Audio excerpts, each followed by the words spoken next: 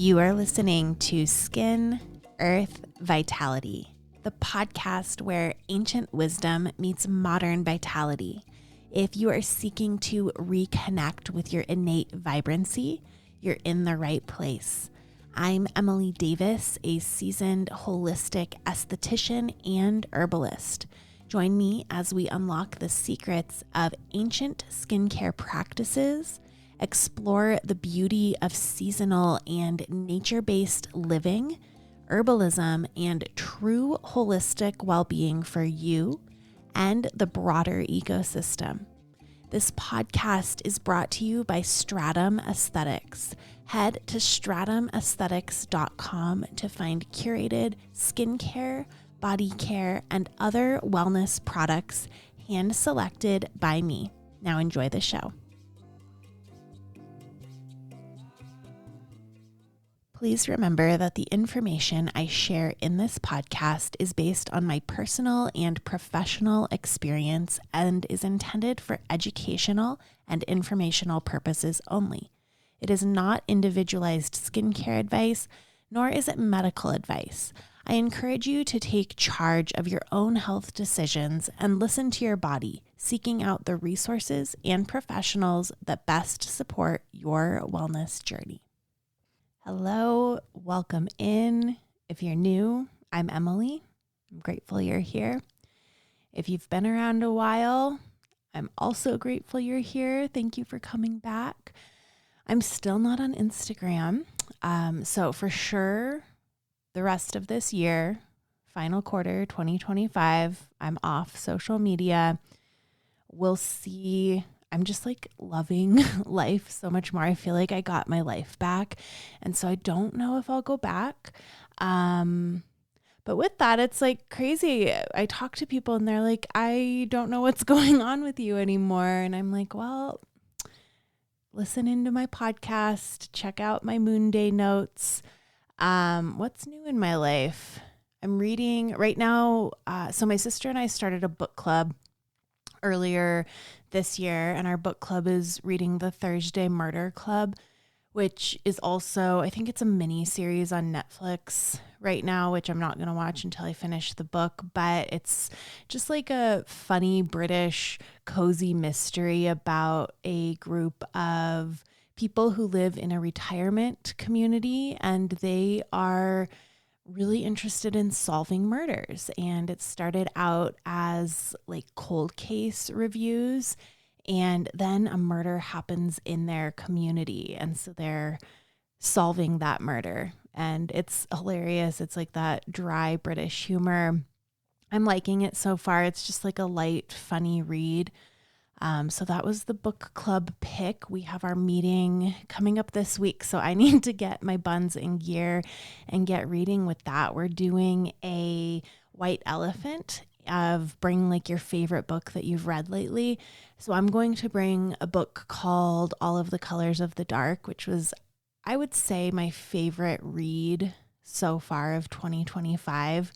If you haven't read it and you like fiction, it's so good. It's a masterpiece. So yeah, that's what's new with me. Oh, I started a course. It's a botanical illustration course with the Denver Botanic Gardens. They have like this long certificate program. It'll probably take me, I'm doing like the base course, and then of course I want to do the advanced. And so I think for both of them, it'll take me like 5 years to get through. So it's a big endeavor, and I'm really excited about it. I'm in a graphite drawing course to start, and of course it's all botanical. If you're unaware, botanical drawing is different from traditional drawing because it captures like a subject matter from nature with scientific accuracy. So it's like a scientific recording, but also an art form at the same time. And so I'm into it as an herbalist. It has helped me to connect with the plant in such a deeper way. So I'm sure I'll do an episode in the coming weeks about like what this has been teaching me about life, because I just love taking topics I'm learning about and then broadening them to how they're a metaphor for my greater life. So anyhow, that's what's going on in my life. I want to say I've been getting so many replies to the podcast, to my weekly newsletter, Moonday Notes, which you can sign up for in the link in the bio. But people have been replying. I've been asking for replies, and people have been reaching out, telling me what's new in their life. And one of my old clients who I hadn't seen in years reached out in a reply to the newsletter, and she was like, hey, you said reply, so I just wanted to share some good news in my life. I just found out I'm pregnant. She had been trying to conceive for a very long time, years, and it just truly warmed my heart. It made me cry. So please reach out to me, email me, comment on Spotify, just say hi, let me know how you're liking the show, and yeah. So let's get into today's topic.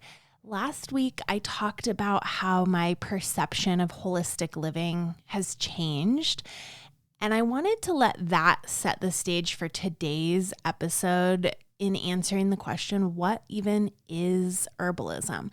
I got an email a couple of months ago from one of the herbal companies that I follow, and they were asking that question. They were like, what is herbalism? Is it something you do every day at 4:20? And I thought that was so funny. And that was kind of the first breadcrumb that I wanted to do an episode like this. And last week I discussed how a lot of people, my past self included, think that holistic means all natural or crunchy. And these can be components of a holistic lifestyle. But at the end of the day, it really means living your life in an integrated way. You're honoring your body, but also honoring the mind and your emotions and your environment and spirit all as one ecosystem. Because like I said last week, you can have a green juice every morning and only use clean beauty and own all of the biohacking equipment and still be living in a disconnected way from your ecosystem. And I would also argue that maybe the more we're trying to biohack, the more we're actually disconnected. And that's a story for a whole other podcast. But discussing this whole topic of holistic living is the big picture philosophy. And today I want to talk about what herbalism even is. And this is getting into one expression of holistic philosophy. And I created this episode for you if you're just not feeling as juicy as you want to, because I don't know, life, I guess, or if you feel disconnected or just you're not living your life fully because you're not feeling amazing, whether that's from fatigue or brain fog or just lack of feeling purpose maybe, or maybe you do feel great and you're just curious about natural healing, natural living. You're going to get something out of this discussion. So I first got into herbalism because I was, again, at the Denver Botanic Gardens. It's one of my favorite places in the world. And I try to do as many guided tours of the garden that I can. And I had signed up for a medicinal plants of the garden tour. And we went around and were shown all of the different medicinal plants that they have, all of the mint family plants, evergreens, all the things. And the highlight for me of that tour was the elderberry bush. The Botanic Gardens here in Denver has this giant, gorgeous elderberry bush. And we were learning about all of the medicinal benefits. And our guide also talked about the historical folklore. I love herbal folklore. I just can't get enough. And I remember talking about how the elderberry had been called the fairy tree for a very long time, and also talked about how the leaves and the flowers and the berries were all believed to ward off evil spirits and protect the home and bring blessings. And I'm just eating all of this up. I fell in love and decided to enroll in herbalism school. And I didn't really know what I was going to do with it, but I thought at the very least it would give me a deeper knowledge of skincare ingredients, because obviously plants are so often worked with in skincare. We've coexisted with plants for hundreds of thousands of years, and the receptors in our bodies have evolved alongside them to respond to their phytochemistry. And this plant chemistry, it speaks the same language as our physiology, right? And the big point that I want to talk about in this episode, like the culmination of the whole episode, is that herbalist formulated and created skincare is different than just clean skincare or plant-based skincare.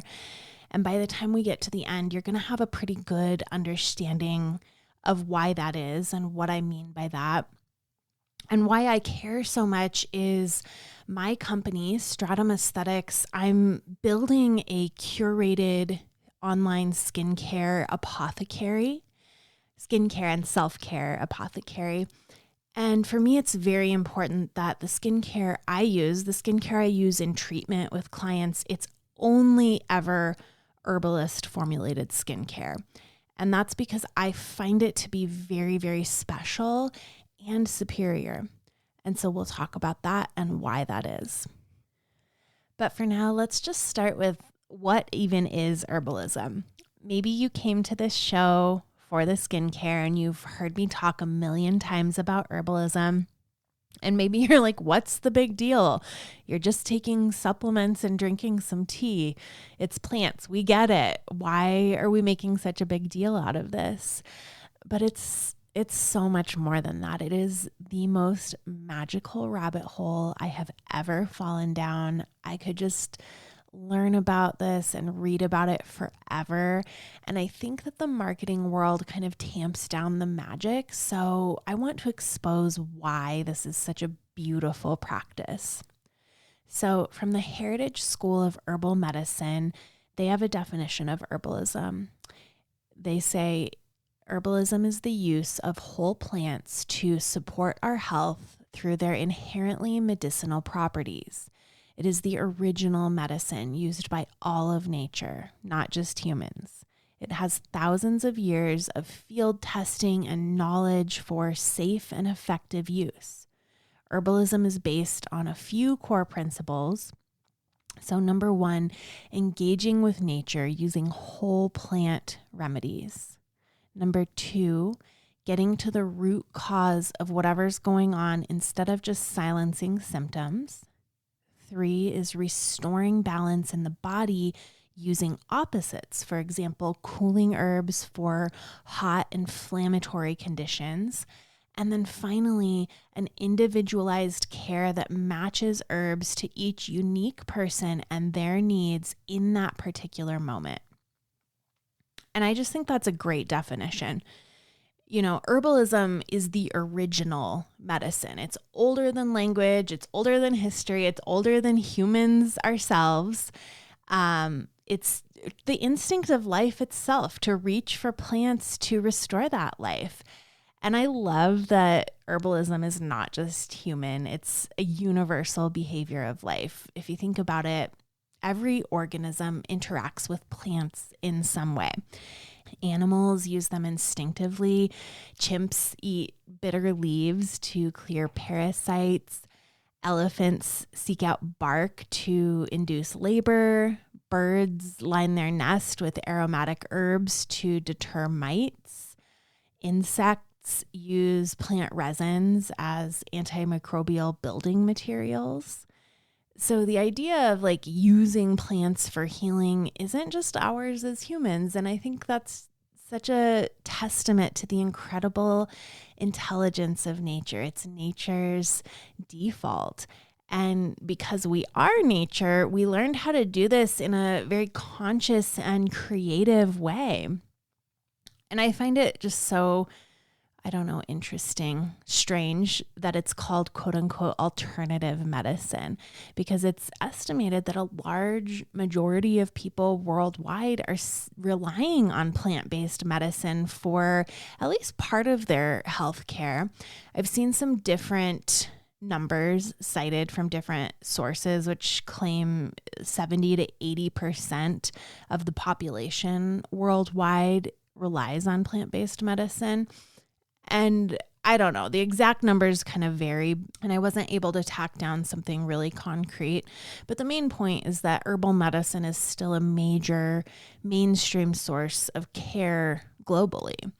And it's been labeled as alternative in Western culture because of how medicine was structured and funded in the early 1900s when the US medical system was standardized around pharmaceuticals. And before that, most doctors, midwives, home healers, all of these people were using plants as their primary tools. And then in 1910, we had this document called the Flexner Report come out. And this was funded by the Carnegie Foundation, also influenced by the Rockefellers, who both of them were heavily invested in this new pharmaceutical industry. And so this report was written by a man named Andrew Flexner. And he was an educator. He was not a doctor, but he was hired to go around the country and evaluate medical schools to decide if they were like scientific enough based on the ideal at that time. And backing it up just a little bit, in the mid 1800s, industrial chemistry really is exploding at this time. Scientists are learning how to isolate and synthesize active compounds. And this is when plants started being mined for their like active ingredients, like morphine from poppies.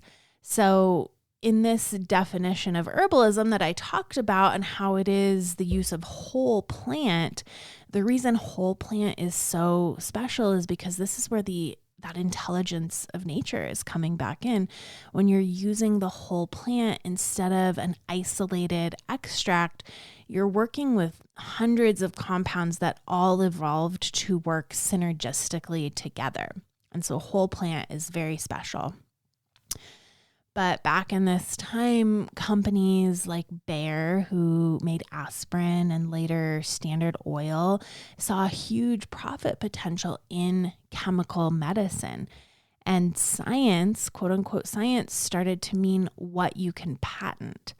And so the Flexner Report was this like culmination of decades leading up to this, and it discredited any medical schools that taught herbal or homeopathic medicine, basically calling them unscientific.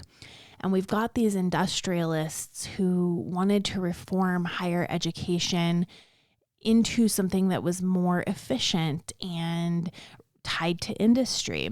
And so they started funding universities and research foundations.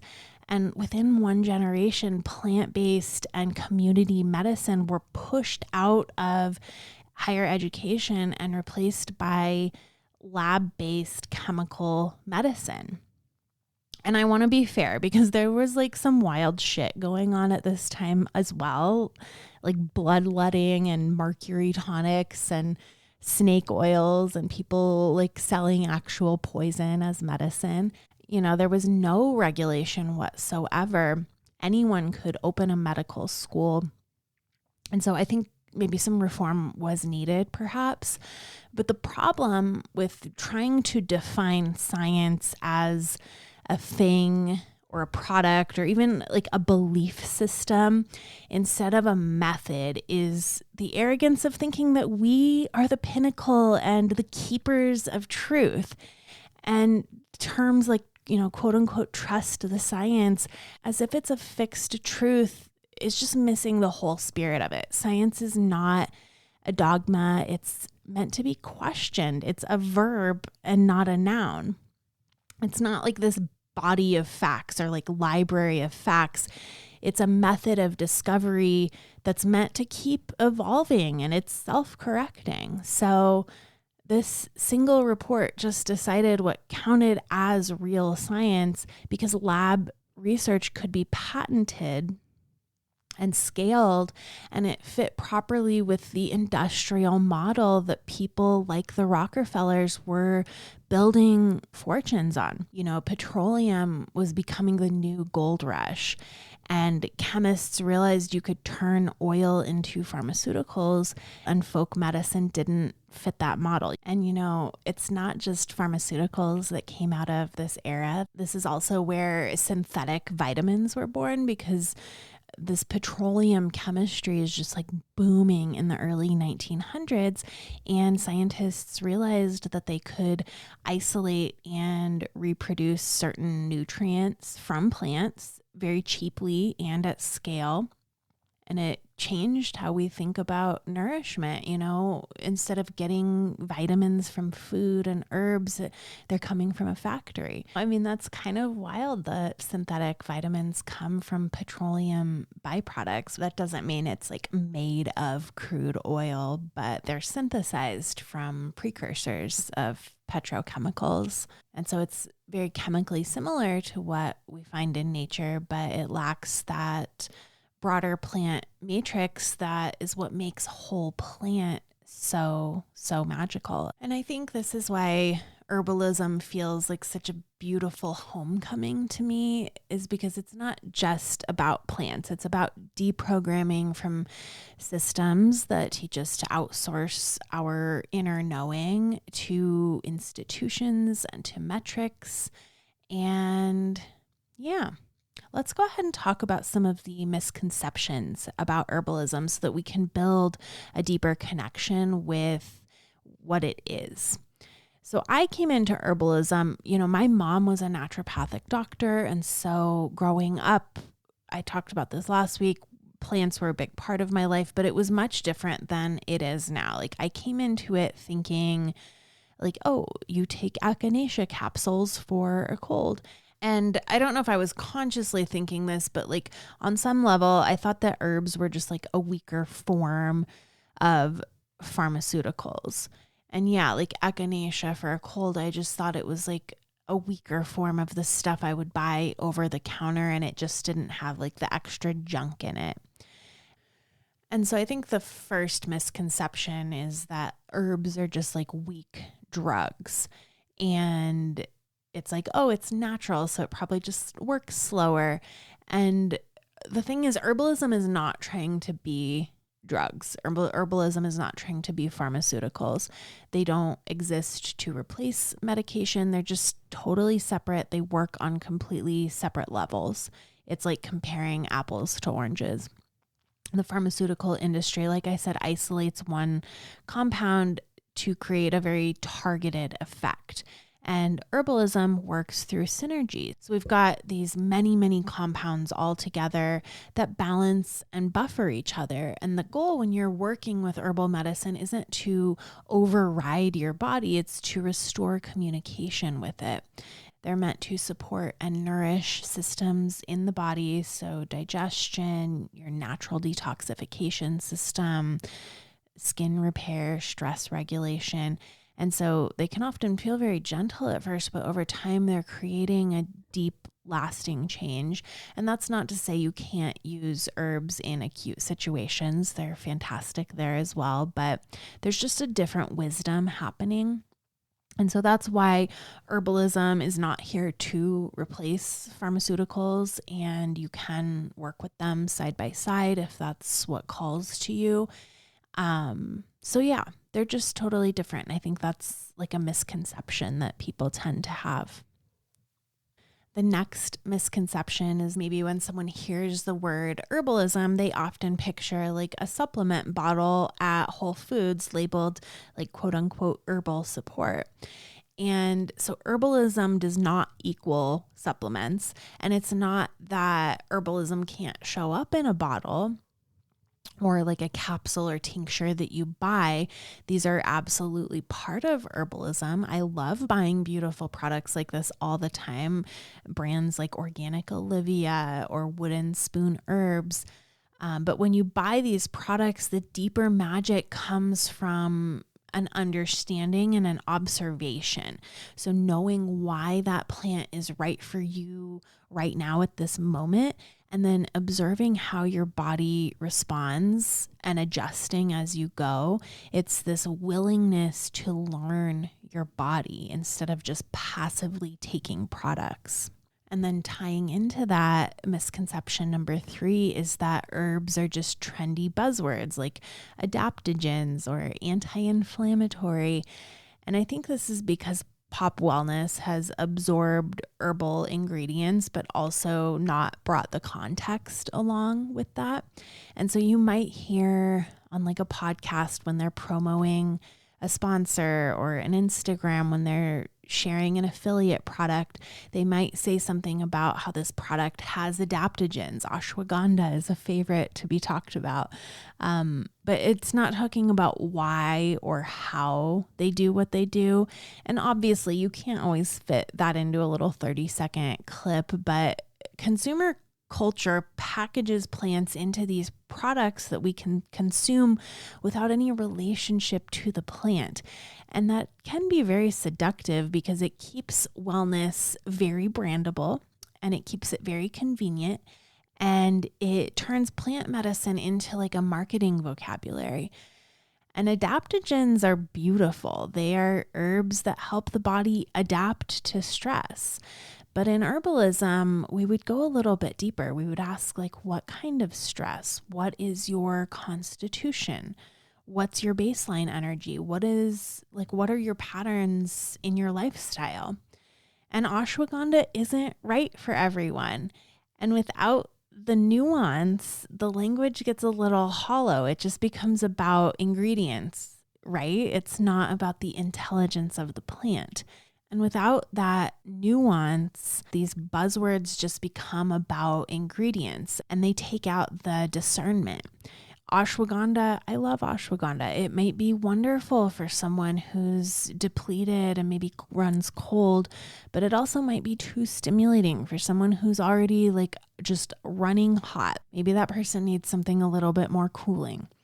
And this just goes to show that herbalism doesn't just ask what an herb does, it asks who it's for. When is it needed in your life?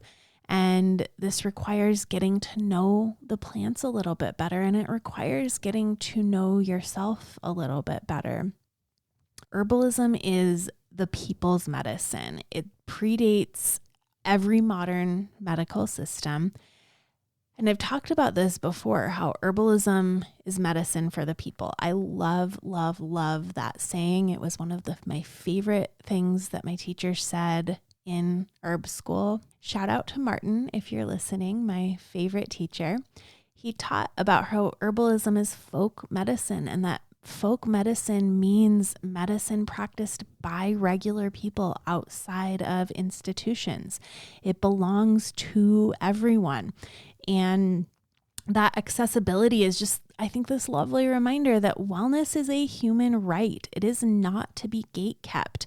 And this type of decentralized medicine is how people cared for each other before wellness and health became an industry. I think that that's what makes herbalism such an ultimate form of self-care. It brings care back into your own two hands. It invites you into creativity. We are creative, every single one of us. Even if you think you're not creative, guess what? You're creative. We are made in the image and likeness of the Creator, and we are each of us inherently creative. And it feeds our soul to be creative. When you work and play with plants, you can't help but experiment, and you learn by doing, by noticing how water temperature changes the extraction with the plants in a tea, or how a hot herb like ginger or cayenne may make you feel totally different than a cooling plant like dandelion. That was one of our first assignments that we were given in herb school, was take this cayenne tincture and take a couple of drops in the morning and see what happens. And spoiler alert, that was quite stimulating. But that kind of play just like lights up our curiosity and also our intuition. And it makes you actually do something with your hands, which again is something so inherent to being human. And some of us have lost that in our daily lives. With herbalism, it's you have to touch it, you have to taste it, you're making things, you're interacting, steeping tea, straining a tincture that you made, or just like chopping plants up. It's very sensory and hands-on, very embodied. And it's also this just like awesome practice where you get to participate in your own care. You're not just like a passive recipient, right? And I love this agency that it gives you. It's a daily reminder that you have a role in your own well-being and that your choices that you're making every single day matter. And I think that this builds confidence and also reverence for your body and for the land. And it teaches you and invites you to know your body better. I have definitely started to notice what feels grounding to me, what feels stimulating. I've noticed when my system is asking for more moisture or if it's asking for digestive support. It's a practice that really invites you to see different symptoms as messages rather than just like either a random attack on your body or your body randomly attacking you, or something that just needs to be immediately shut down. Like, okay, I have a headache. And instead of turn off the headache immediately, I get to ask, what type of a headache is this? Is it a dry headache? Is it hot? Where is it coming from? And I can work to alleviate it by understanding, but I'm also seeing like the bigger picture that's happening and maybe the bigger message that my body is sending me. Or, I have really dehydrated skin right now. My lips are chapped. Maybe my system is asking for more moisture, and that affects literally everything. So it's pretty important to be able to read these messages. It's, you're participating in your own care. Just like when I talked about last week, how holistic living it's a dance. And the more you learn to read your own body, the more you start to notice that same intelligence lives in the land. The cooling, moistening plants like marshmallow, for example, that grow in like cool, damp areas, or like kelp is very moistening and cooling to the body. Where does that grow? In the ocean. Roots like dandelion root, burdock root, these are very grounding. They're both very cooling as well. And where are those growing? Look at cayenne. I grew that in my garden this year. Where did that grow? It had to have a lot of heat. It had to have a lot of sun. And I just love that herbalism teaches you that your body and the ecosystem are speaking the same language. When you're reconnecting with the land, you can start living in rhythm again, eating with the seasons, all of the things that I'm always talking about, moving with the light, resting when it's dark. This alignment is holistic living. And also through appreciation of the land comes reciprocity. So much of our modern life asks nothing of us but consumption. We scroll, we buy, we consume, and consumption isn't bad. I talked about that in episode 72, which was called Unraveling Beauty, Consumerism, and Enoughness. All things consume. But our modern life, there's a lot of consumption, right? And when we tend to the land, even in small ways, like growing mint in a pot, or in bigger ways with composting, or even just supporting local farmers, it does something that just gives you your place in the web. You're not just floating through life like a visitor, and you can remember that you belong to something very ancient. And learning and playing with herbalism does all of that for you. And before I get on my soapbox about skincare, I want to just share a couple of books that I think are really wonderful for beginners and advanced herbalists alike, that I just really love. And if this is something that you feel called to learn more about, I think these are great places to start. So the first one, I shared this in my email newsletter recently. I just got it. It's gorgeous. It's called The Beekeeper's Apothecary by Kaylee Richardson. She has a YouTube channel called The Honeystead, and I love to watch her. And in this book, she talks about how bees are herbalists, and I just really love that. The next one is by Kat Mayer, and it's called Energetic Herbalism, a guide to sacred plant traditions integrating elements of vitalism, Ayurveda, and Chinese medicine. The next one is called Herbal Medicine for Beginners, your guide to healing common ailments with 35 medicinal herbs by Katya Swift and Rin Madura. They have a podcast called the Holistic Herbalism Podcast, which I think I have listened to every single episode. I quite enjoy them. So that book is really good. That is like very beginner helpful. Another one I like is called Body into Balance, an herbal guide to holistic healing by Maria Noel Groves. And then last but not least, I can't not include Rosemary Gladstar, her book Medicinal Herbs, a beginner's guide. So I will link all of those. I just wanted to make sure to share some resources with you that I think are really helpful. Herbalism is not only found in a book. You do also have to do the things, but also you get to do the things, and it's so fun, and it's an art and a science at the same time. And so with that in mind, let's talk skincare. Why is herbal skincare different? Because a lot of products out there call themselves like quote unquote plant-based, but what they mean is that they've added a couple of botanical ingredients, and they're often isolated compounds or extracts. An herbalist-formulated skincare is going to work with whole plant intelligence. It's not just about what's in the jar. It's also about where those plants were grown, how they were harvested, how they're extracted, how they're combined together, because that matters. The formula becomes alive. And your skin is so dynamic. We've talked about the microbiome. We've talked about the barrier. Your skin has its own language. And when you apply something that's also alive with plant intelligence, there's this shared vibrational coherence that our skin recognizes, and it knows what to do with it. And that coherence doesn't just come from the plants. It's, like I said, it's how they're handled. And when an herbalist formulates, it's not just about like throwing actives together for performance or for marketing. I've talked many times about how there are so many marketing companies that happen to have a skincare line. That is not what's going on when you have an herbalist formulating. It's plants that are chosen for how they complement and balance each other.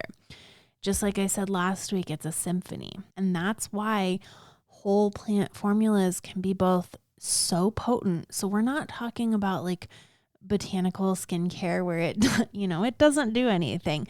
We're talking about something that's both potent and gentle at the same time. And a lot of even like clean, quote unquote, clean skincare is built to correct, to resurface, to strip. It's making the skin perform.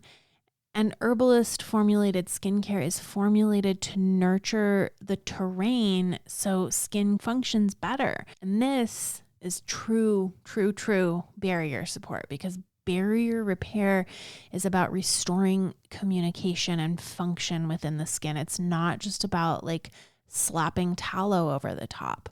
Sorry to the tallow people. So that's why I am really strict about herbalist formulated skincare. In my shop, there are a lot of curated skincare companies out there that are providing with clean skincare, but I aim to always go a little bit further, to use my knowledge as a corneotherapist, which means I always respect the integrity of the skin's barrier and microbiome first, and my knowledge as an herbalist and an esthetician, a holistic esthetician that's been doing it for almost 20 years now. And that's where all of this vetting is coming from. So go shop my store. That's the best way to support the podcast. If you've been feeling kind of flat or disconnected or just uninspired, I want to just be here who's your friend, sharing this really magical thing with you, this beautiful way to know your body better, to reconnect with the earth. When your daily rituals include living plant medicine, even just something as simple as washing your face, you're remembering that you belong to something that's like so living and cyclical and generous. And it's this lovely idea that our vitality and our juiciness are always available to us. And that's what herbalism is to me. So if you found this episode valuable, if you enjoyed it, do me a favor, send it to your BFF. I know that if you liked it, they will too. Make sure that you're subscribed so you never miss an episode. And if you want more from me, make sure you're signed up for my Moon Day notes. They are little love letters sent directly from my heart to yours every Monday. Follow me on YouTube, and I'll be back next week. Until then, be well.